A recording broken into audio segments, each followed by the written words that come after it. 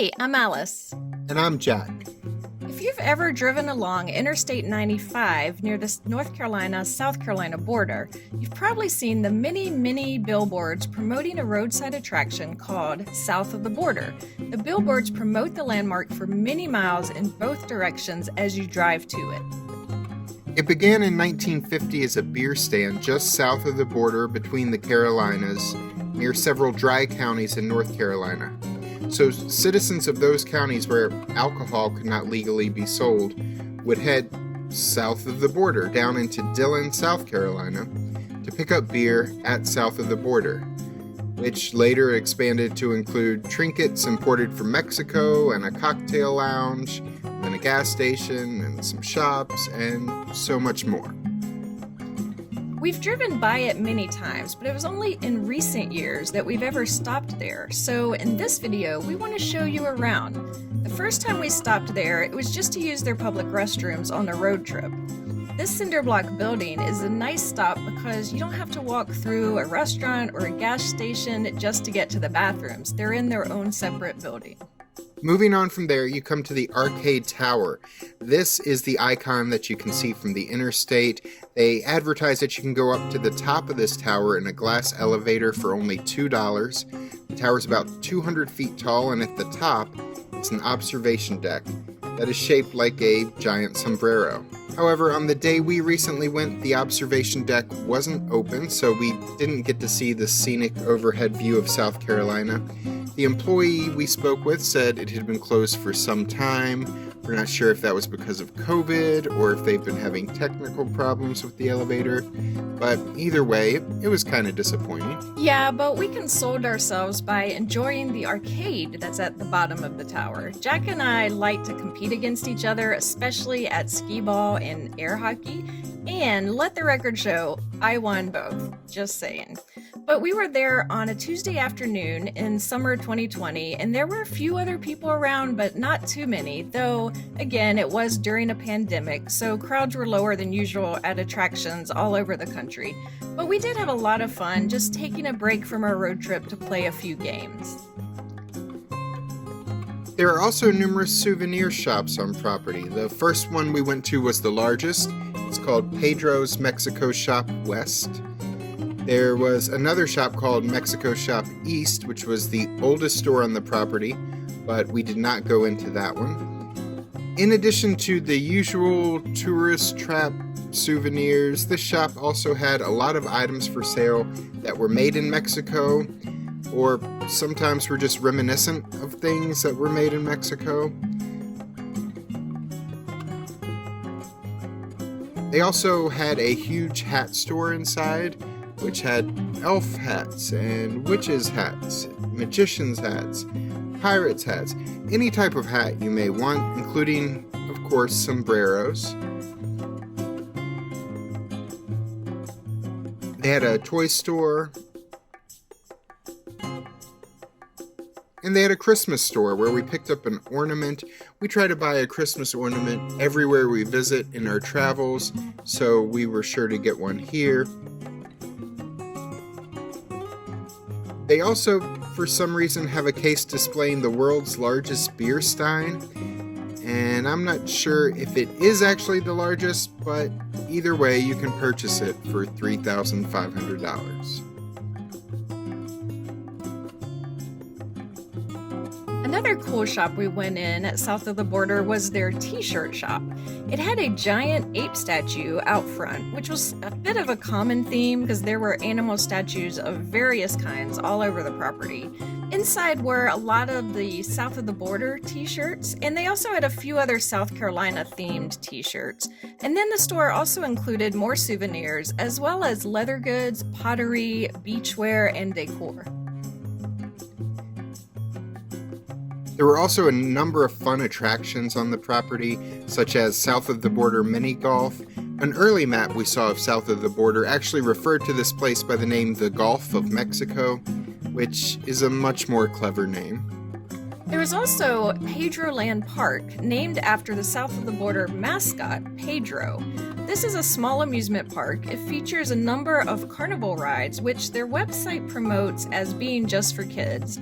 There's a merry-go-round. Here were some inflatables for the little ones to play in. Here's what they look like actually inflated. They had bumper cars, the Himalaya, a Ferris wheel, and more. It was closed on the day we were there, which we did expect because the website advertises that the park is open Fridays through Sundays. There's also a convention center right next door, though I'm not sure what kind of convention would be held there. And nearby is a Reptile Lagoon. Now, this is advertised as the largest indoor reptile display in the US. However, this attraction was closed on Tuesdays and Wednesdays. Since we were there on a Tuesday, we didn't get to see this either, but we hear that it's better than you might expect. Of course, there are several places to eat on site, including one fine dining restaurant called the Peddler's Steakhouse. The building is shaped like a sombrero, which probably won't surprise you at this point in the video. It serves steaks, Mexican food, Southern cooking favorites like fried chicken or ribs. They've got burgers and sandwiches on the menu. The entrees kind of range from about $10 to $20 each. There's another restaurant nearby that's a Mexican restaurant called the Sombrero Restaurant, which is not shaped like a sombrero. There's also a fast food place called Pedro's Hot Tamale. It serves tacos, hot dogs, hamburgers, and chicken sandwiches. And there's an ice cream shop on the property as well. We were in the middle of a road trip and didn't really have time to stop long enough for a meal, so we don't have any food reviews. I also think it's interesting that this roadside attraction began as a place selling beer to people who live in places where alcohol sales were illegal, and now it's actually well known for selling fireworks, which are legal in South Carolina. They sell them to residents of North Carolina and other nearby states where most fireworks are actually illegal outside of professional fireworks shows. So that tradition continues. There's also a couple of places to stay on property here. One of them is the South of the Border Motor Inn. It has reviews averaging from 3 to 3.5 stars on various hotel review sites. This property is halfway between New York and Florida, so over the decades, a lot of people traveling one way or the other up and down the East Coast have stopped here for a night. Rooms are pretty inexpensive. They're currently available starting at $65 a night.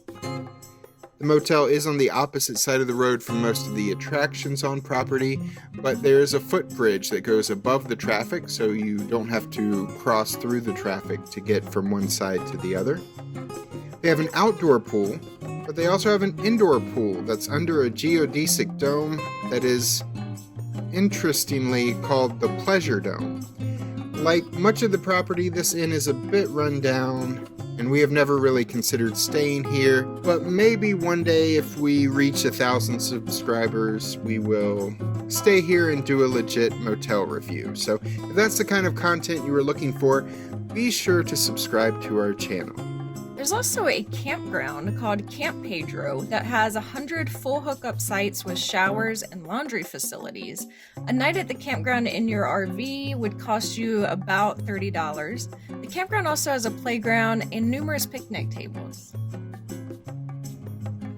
Our final stop was Pedro's Myrtle Beach Shop. This is a gift shop themed to one of South Carolina's most popular destinations, Myrtle Beach. And this is a typical beach souvenir shop, but one interesting thing about it is that they have this giant shark at the back of the store. They claim it is a real taxidermied 27-foot shark that was captured off the coast of Florida.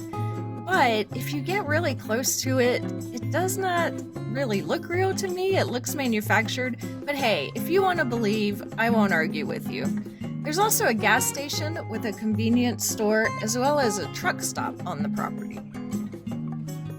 In closing, this is a fun roadside attraction that you should probably go check out at least once if you're ever in the neighborhood.